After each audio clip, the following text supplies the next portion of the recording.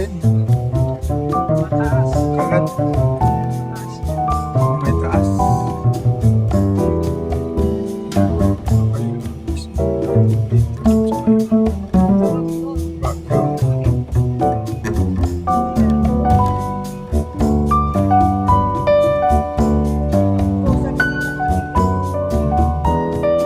May groceries din sila.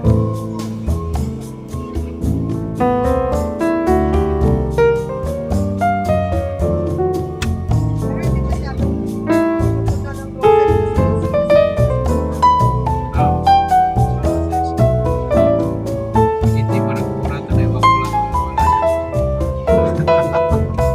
Tsaka wholesale daw.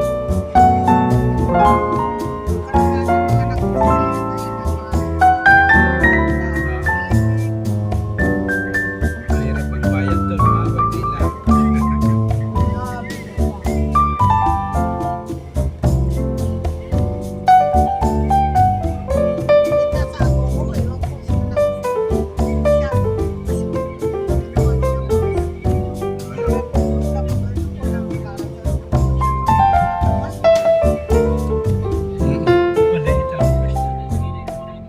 Maliit. Alam nilang si Isay talagang maraming bibili niyan eh. Sa maliit.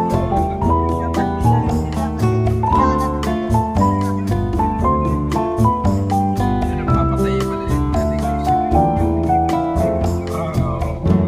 Kakasalin na palengke.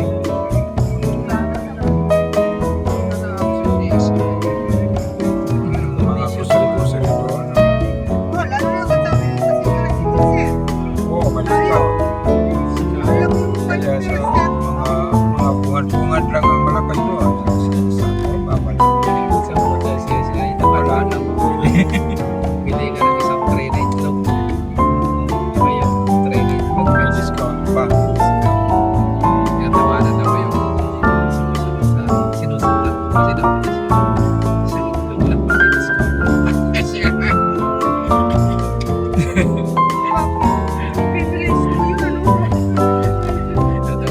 Nagchichigiran niya. Siyempre, yung nagka-grocery doon, marami, di ba? Eh, ako na nakasingit. Sabi ko, pwede may singit. Sabi naman ng kasi may receipt. May check siya. Ako nga na. Sige, tayo na lang.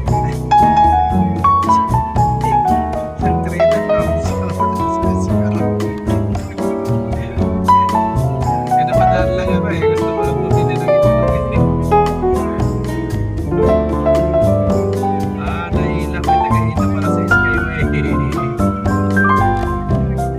discount lang pag mayroong ano. Okay. Dala-dala ko yun. Sa gamot, di na raw kailangan. Oh, hindi na kailangan. ID lang sa gamot. At saka yung receipt ng doktor, prescription pala. Di na kailangan.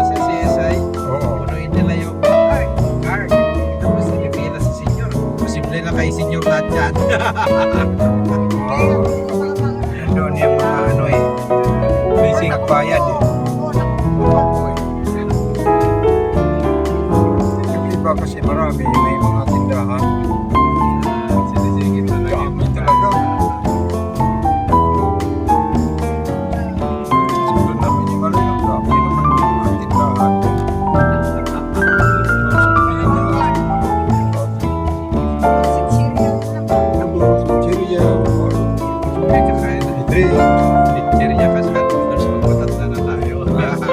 oh, ang Kailangan sa katawan niya.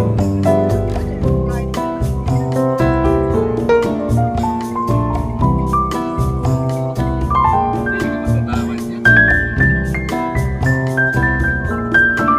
May kasama ko sa trabaho na namatay daw. Sa kain ng kwan sa liki. Ay, naku. Kapang yun. Parang cancer daw sa utak. Bata pa, 40 siguro. Kasama ko sa Kuwait. Edad ko lang. Inom siya ng inom na sa liki. Gabi-gabi. Kakiinom niya. Kasi lason yan, sabi ko. Masarap. Kaya hiwalay kami. Saan ka? Uwi na ako bakit? May sakit ako. Anong sakit? Natutunaw daw yung large intestine ko. May bakit? Sabi ko, hindi ko kasi nasa liki. Tunaw. Sabi niya, wala. Sabi ng doktor, parang nakainom daw ako ng lason. Bakit hindi mo sinabi na sa liki ka? Ay, hindi ko na sinabi. Siyempre, naiya na ako. Kaya, natutunaw na yung buwan ko, sabi niya. 90 kilos, naging 60 kilos lang siya. Pinunta ko siya sa Pampanga. Ayan. Pwede na. Hindi ako makakain. Yan lang. Siyempre, pagka sumakit daw, hindi siya makakain. Sakit na lang yan eh. Tested pa yan eh. Gaganahan, sabi niya. Yan ang ginagawa niya. Buhay pa? Ewan ko.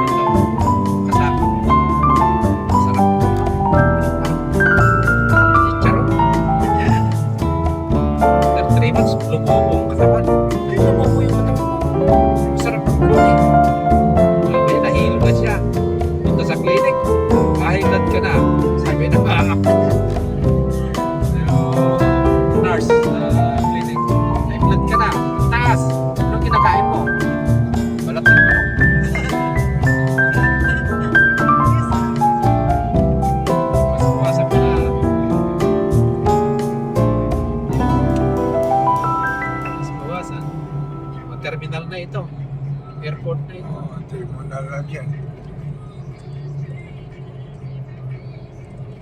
3, 2, 1.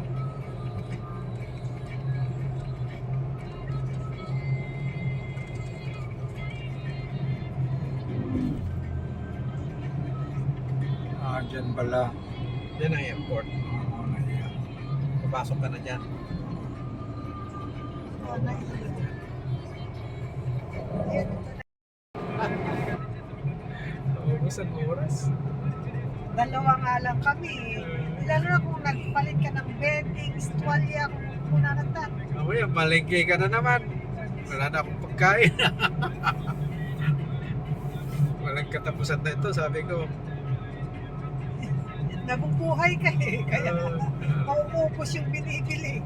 Oo, kumakain tayo eh. Di. Maupos. Magkikain ka na lang dyan sa kabila. Sabi ni Precious. Nakakaya naman. Yung ano nga namin, yung kasera namin sa kabila. Di ba may meron siyang station na kasama. Paluto ng paluto. Madalas din kaming malilibre ng ulam. Oo, mahilig mamimigay. Mahilig mabigay. Ayun ang maganda kasi masisira din yun. Yung mga Kasi kain. matanda naman yun eh. Konti lang siguro Konti din lang kumakain. kumain. Hmm.